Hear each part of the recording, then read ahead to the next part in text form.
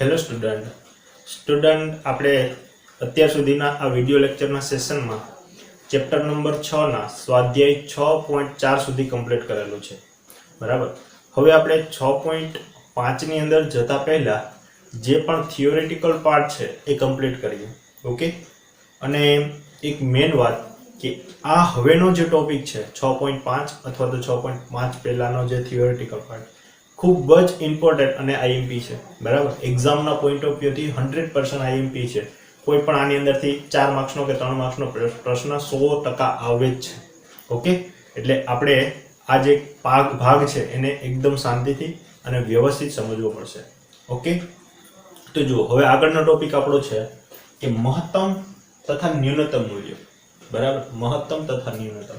હવે અહીંયા વિધેયની વાત છે એટલે આપણે મહત્તમ વિધેયની કિંમત શોધીશું અને ન્યૂનતમ વિધેયની કિંમત શોધીશું. હવે અહીંયા જુઓ, અમુક શબ્દો 2-4 શબ્દો આપણે સમજવાના છે.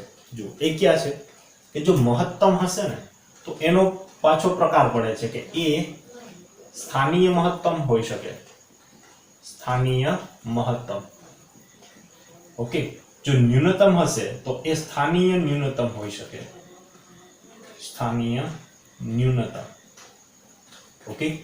આને અંગ્રેજીમાં કહેવાય local maxima. Local maxima. Okay. અને લોકલ મિનિમા. મિનિમા. ખ્યાલ આવી ગયો? ઓકે. ખાલી શબ્દ યાદ રાખજો, આપણે આના વિશે સમજીશું વ્યવસ્થિત. હવે લોકલ મેક્સિમા એની અંદર પણ એક શબ્દ છે એબ્સોલ્યુટ મેક્સિમા. ઓકે. અથવા તો આને કહેવાય ગુજરાતીમાં વૈશ્વિક મહત્તમ. ઓકે. અને આની અંદર જે છે એ વૈશ્વિક ન્યૂનતમ. શું છે? વૈશ્વિક ન્યૂનતમ. અંગ્રેજીમાં આને કહીશું આપણે એબ્સોલ્યુટ મેક્સિમા. અને આ થશે આપણા એબ્સોલ્યુટ મિનિમા. ઓકે. હવે આના વિશે આપણે એકદમ ડિટેલમાં જોવાનું છે કે ભાઈ પહેલા તો આપણે જોઈશું કે મહત્તમ અને ન્યૂનતમ શું છે. બીજે આપણે જોઈશું કે ભાઈ સ્થાનીય મહત્તમ અને સ્થાનીય ન્યૂનતમ શું છે, એટલે કે લોકલ મેક્સિમા અને લોકલ મિનિમા. બીજું જોઈશું કે વૈશ્વિક મહત્તમ અને વૈશ્વિક ન્યૂનતમ ક્યારે થાય છે. ઓકે. તો જુઓ, સૌપ્રથમ આપણે 1 by 1 આપણે સમજતા જઈએ કે જો મહત્તમ શું છે પહેલા તો મૂલ્ય એ જોઈએ. કે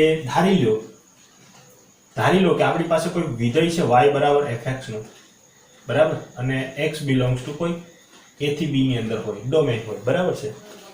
તો જુઓ, આપણું ધારો કે ફંક્શન છે આ પ્રકારનું છે, વિધેય આ પ્રકારનું છે. ઓકે. આ પ્રકારનું કોઈ વિધેય છે. ક્લિયર? હવે a થી 2 ની અંદર છે એટલે આ જે પોઈન્ટ છે આ શું હશે? a હશે. અને આ જે હશે એ શું હશે? b હશે. ઓકે. અને જુઓ, આપણે મહત્તમ મૂલ્યની વાત કરીએ છીએ. મહત્તમ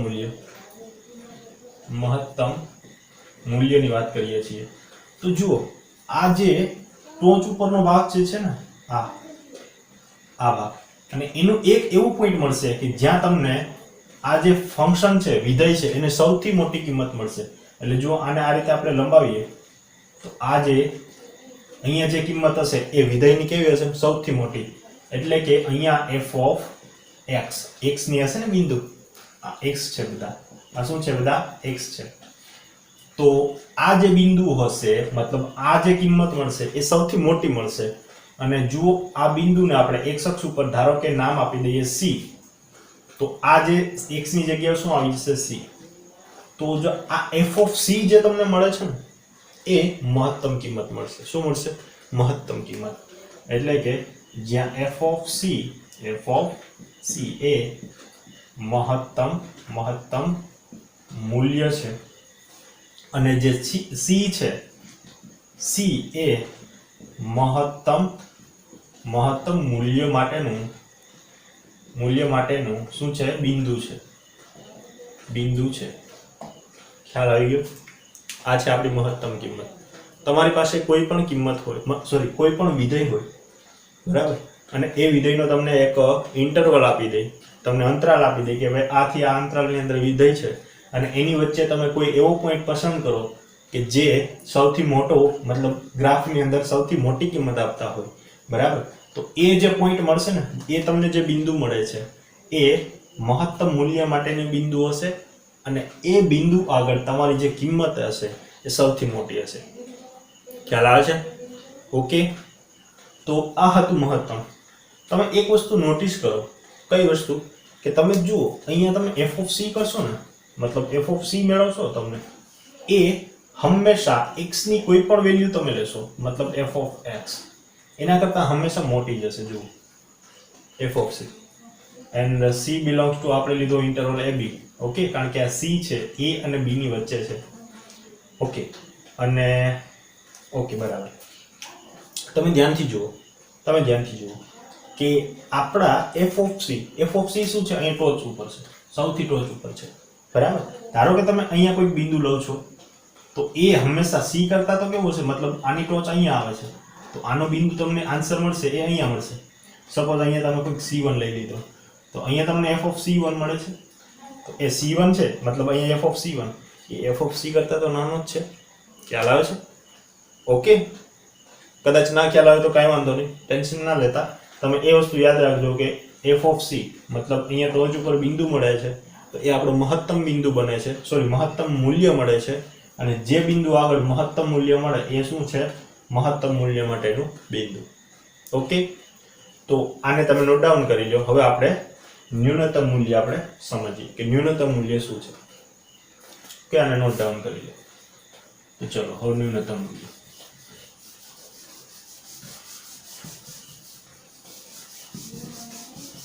જુઓ.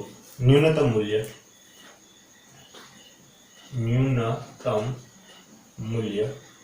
ઓકે, આને તમે મિનિમમ મૂલ્ય પણ કહી શકો, મિનિમમ વેલ્યુ અથવા તો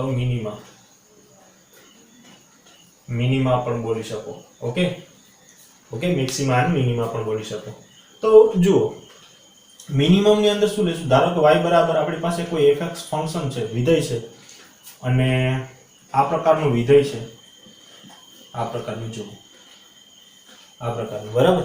અને આનો ઇન્ટરવલ જે છે એ a છે અને આ પોઈન્ટ જે છે એ b છે. એટલે કે આપણા જે x છે ને એ a થી b ની અંદર આવેલા છે. ઓકે, એવો મેં ઇન્ટરવલ લીધો છે. તો અહીંયાથી તમે કોઈ પસંદ કરો x ઉપરનું c બિંદુ, બરાબર? c belongs to x, sorry અહીંયા x belongs to a b નહીં પણ c belongs to a.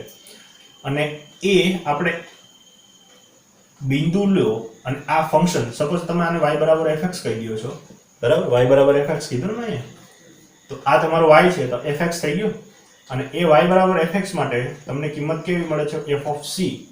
તો તમે ધ્યાનથી જુઓ, આ જે f of c છે ને અહીંયા એ શું છે? મિનિમમ નહીં, ઇંગ્લિશ શબ્દ થઈ ગયો છે. એ શું છે? આપણું ન્યૂનતમ મૂલ્ય. ઓકે, અને જે c છે એ શું થશે? આપણું ન્યૂનતમ મૂલ્ય માટેનું બિંદુ. Okay, point of minima. આને શું કહેવાય ઇંગ્લિશમાં? Point of minima. અને આને શું કહેવાય?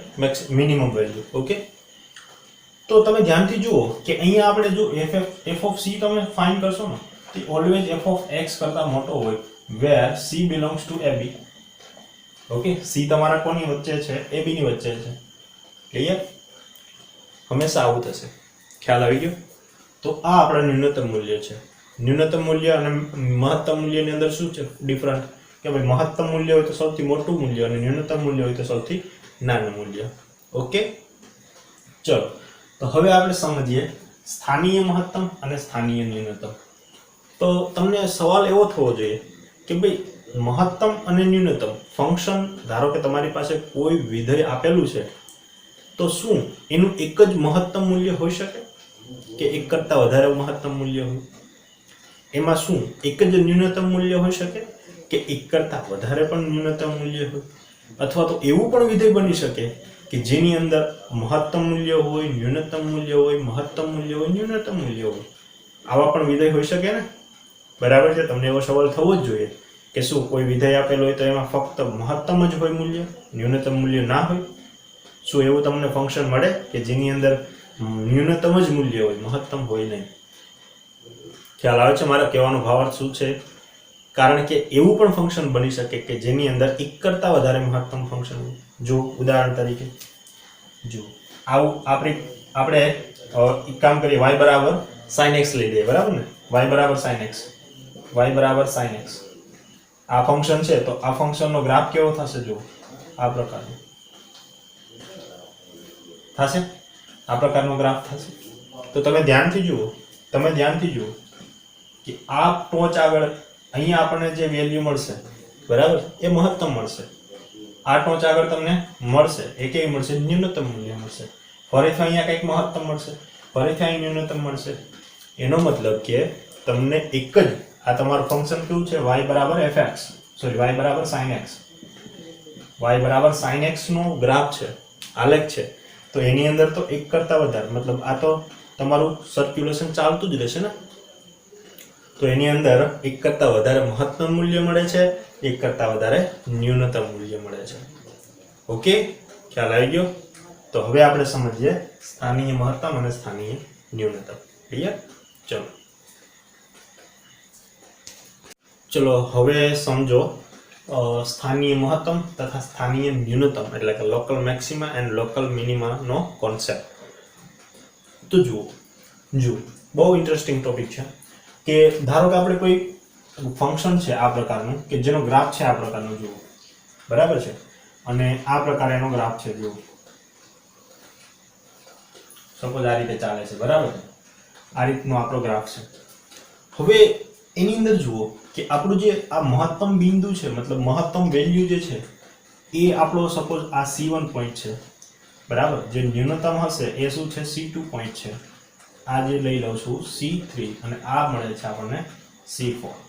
ઓકે, હવે જો આ નામ ઉપરથી જ એના ગુણ છે, આ નામ ઉપરથી જ એના શું છે? ગુણ છે કે મહત્તમ પણ કેવું? સ્થાનીય મહત્તમ, મતલબ એવું એનું સ્થાન બતાવો. જો આ એક લગભગ તમને હું થોડો કોન્સેપ્ટ આપો એટલે સમજી જશો કે ધારો કે આપણી પાસે એક પોઈન્ટ છે, હું આ પોઈન્ટ પસંદ કરું છું, બરાબર છે. હવે એ સ્થાનીય મહત્તમ છે કે સ્થાનીય ન્યૂનતમ છે એ આપણે જોવું હોય તો કઈ રીતે જોવાનું? તો કે એનો એક નાનો એવો ઇન્ટરવલ લેવાનો, નાનો એવો અંતરાલ લેવાનો, બરાબર. અને એ અંતરાલની અંદર આપણે ચેક કરવાનું કે ભાઈ આ જે આપણે વચ્ચેનું પોઈન્ટ લીધું એ સૌથી મોટું છે કે નહીં. ઓકે, તો જુઓ આ સ્થાનીય મહત્તમ છે એ આપણે બતાવવા માટે ધારી લઈએ કે આપણે અહીંયાથી કોઈક બિંદુ લીધું છે, બરાબર.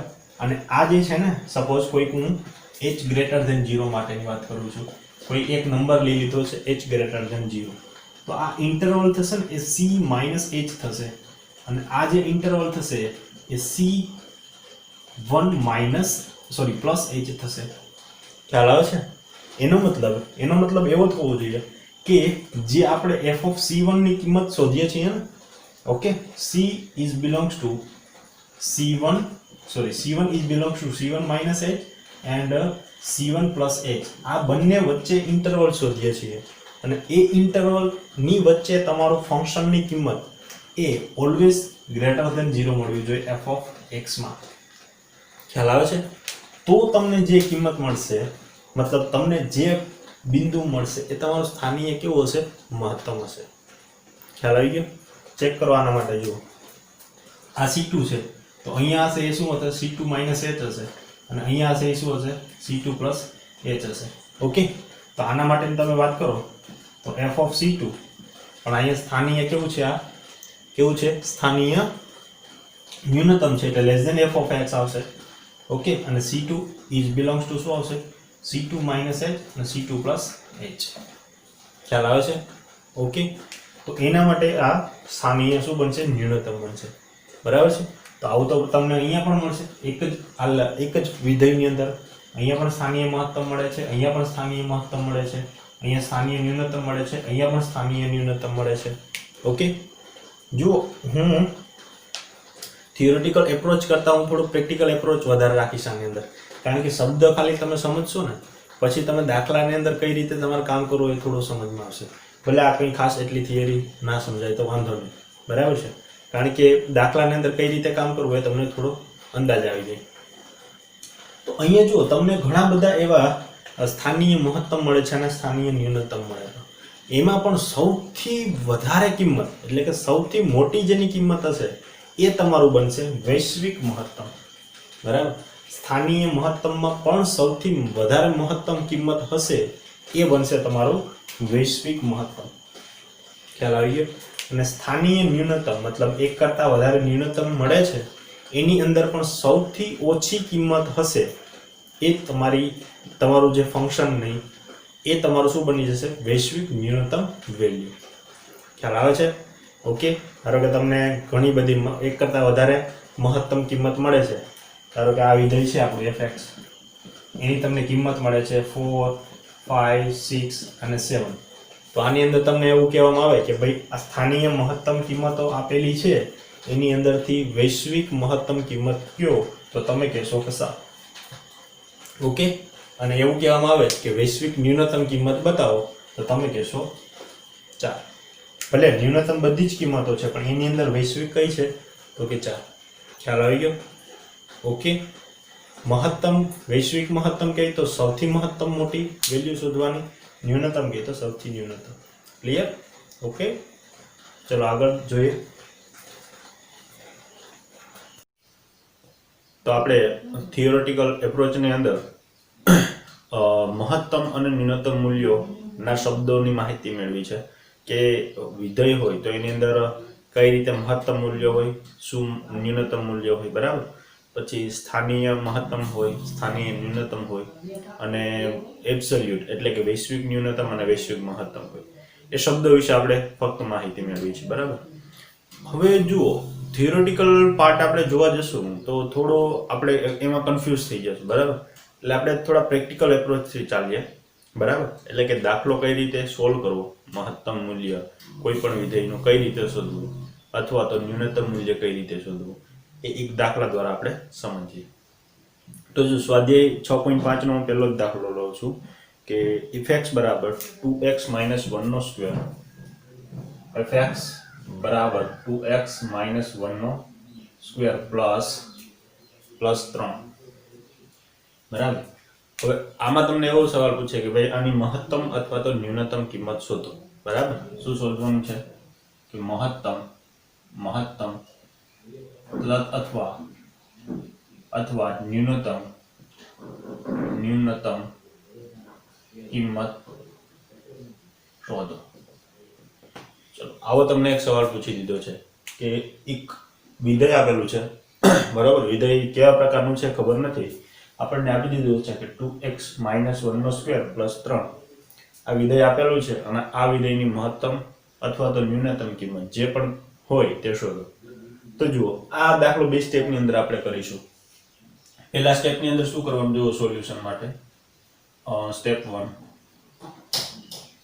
1 જે પણ આપણને વિધેય આપેલું હોય, આપણનું શું છે વિધેય fx બરાબર 2x - 1 નો સ્ક્વેર પ્લસ 3. એનું ફર્સ્ટ ડેરિવેટિવ કરવાનું. બરાબર, એકવાર શું કરવાનું? વિકલન કરવાનું. બરાબર, તો આને સમીકરણ 1 આપી દો તો સમીકરણ 1 નું x સાપેક્ષ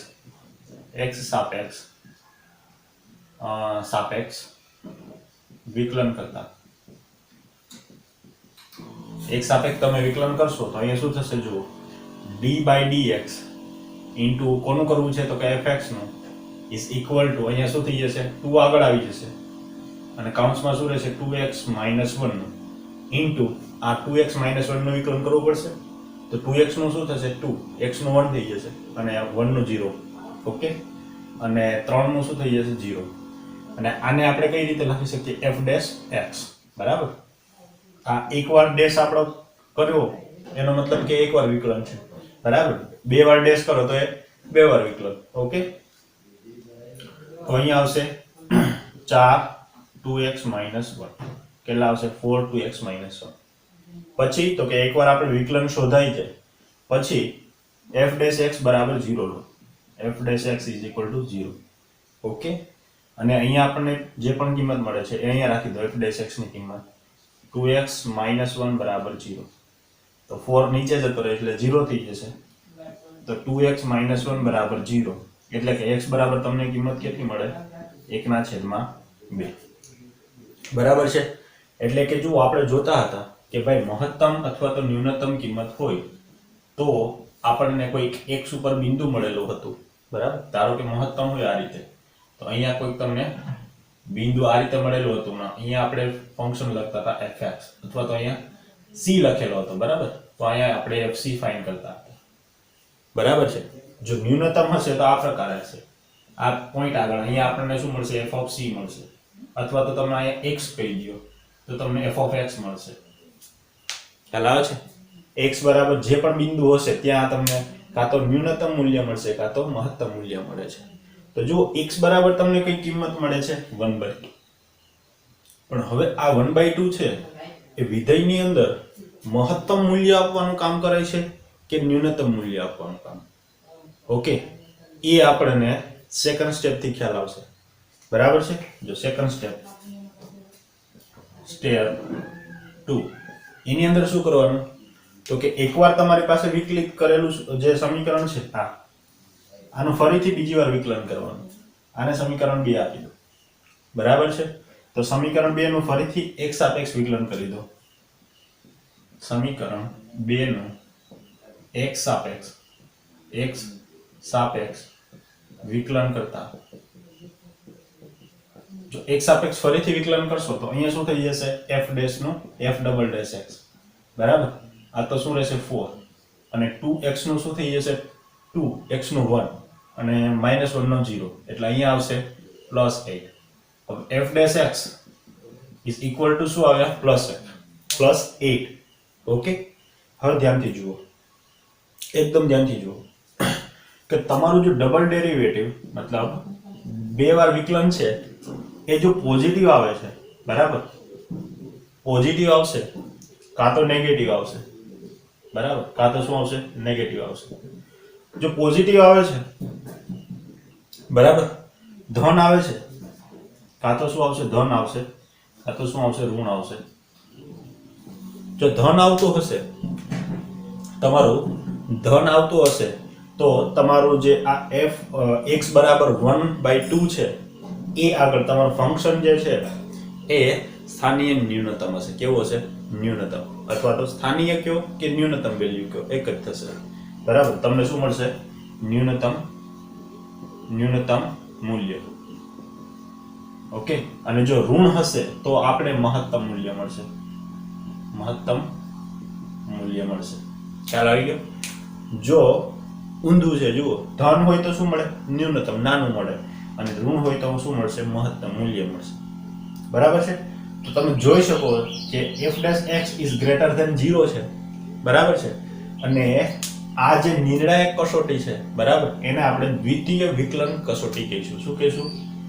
દ્વિતીય વિકલિત કસોટી. શું કહેવાય? દ્વિતીય વિકલિત કસોટી. દ્વિતીય વિકલિત કસોટીની મદદથી આપણે આ શોધી શકીએ. તો ધ્યાનથી જુઓ, આ ગ્રેટર ધેન 0 આવે છે એટલે કે f ડેશ x ની કિંમત કેવી છે? ગ્રેટર ધેન 0, એટલે કે 0 કરતા મોટી છે. એનો મતલબ કે ધન છે, બરાબર? અને ધન છે તો આપણને ખબર છે જો ધન હશે તો આપણને કેવું મૂલ્ય મળશે? ન્યૂનતમ મૂલ્ય મળશે, બરાબર છે. તો આપણે શું અહીંયા કહીશું કે ભાઈ x બરાબર જે 1/2 આપણને મળે છે, બરાબર, આની આગળ વિધેયનું શું મળે છે? ન્યૂનતમ મૂલ્ય ધરાવે છે. ઓકે, આની આગળ આપણને શું મળે છે? ન્યૂનતમ મૂલ્ય ધરાવે છે. તો હવે એ ન્યૂનતમ મૂલ્ય શોધવું તો કઈ રીતે શોધવાનું? તો કે કઈ નહીં, આપણી પાસે જે પણ વિધેય હોય ત્યાં શું રાખી દેવાના? x ની કિંમત રાખી દેવાની. ઓકે, તો જુઓ, આ વિધેય છે આપણી પાસે, તો અહીંયા આપણે x ની કિંમત 1/2 રાખી દેશું. જ્યાં x છે ત્યાં શું આપણે રાખી દેશું? 1/2 -1 એનો વર્ગ વત્તા 3.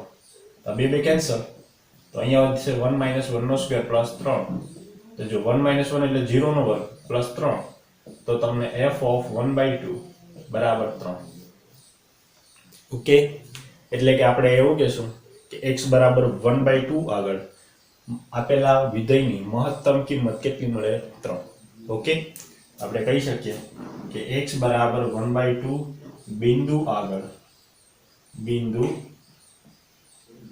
આગળ x બરાબર 1/2 બિંદુ આગળ આપેલા વિધેયની ન્યૂનતમ કીધી ને ન્યૂનતમ કિંમત 3 મળે. ખ્યાલ આવી ગયો કઈ રીતે કામ કરવાનું છે? જો આ થિયોરિટિકલ એપ્રોચથી તમે સમજશો તો લગભગ કન્ફ્યુઝ થઈ જશો, ખાસ કંઈ ખ્યાલ આવશે નહીં, પણ પ્રેક્ટિકલ એપ્રોચથી સમજશો તો તમને એકદમ ખ્યાલ આવી જશે. ઓકે, તો આજનો લેક્ચર આપણે અહીં સુધી જ રાખીશું. આગળના લેક્ચરની અંદર આગળના દાખલા આપણે સોલ્વ કરશું એટલે તમને લગભગ કોન્સેપ્ટ ક્લિયર થઈ જશે. ક્લિયર?